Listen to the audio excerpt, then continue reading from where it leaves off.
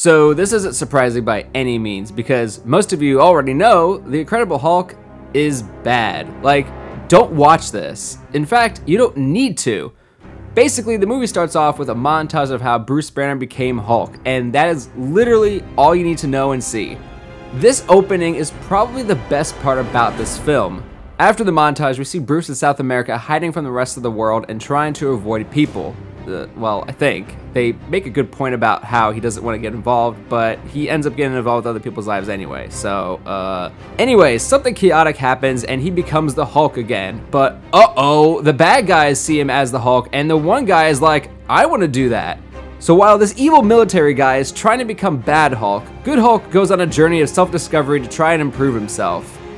This is where the slowness and boredom took over for me. Now, I'm not gonna lie, the overall plot of this film isn't bad.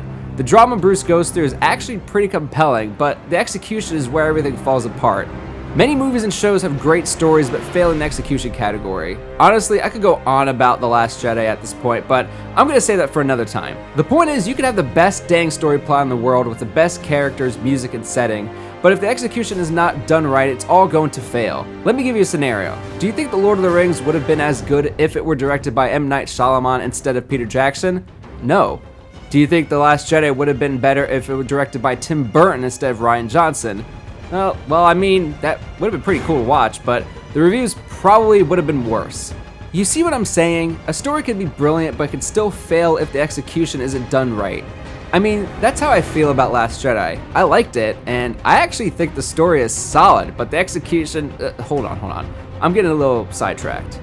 Anyways, Edward Norton is a fantastic actor. From small roles like in The Grand Budapest Hotel to major roles like in Fight Club, he has entertained audiences in many films. However, as far as I've heard, he can be quite difficult to work with. He's been known to bring his own ideas to the table, and for a Marvel movie that's so corporately run, and for good reason, his opinions and changes might have made things more complex than it should have been. I kid you not, there are scenes in this movie where it feels like the characters are going to say or do one thing, only to have them do a complete 180, then have the event forgotten about in the next scene. You can definitely tell the direction of this film was lost a couple of times, and it just sucked away my personal focus from the story. With that aside, I actually liked the soundtrack, and the special effects were decent for the time, but to summarize, is this film needed? No, not really. Can you watch it and still see the rest of the MCU? Absolutely. Would I recommend anyone to watch it?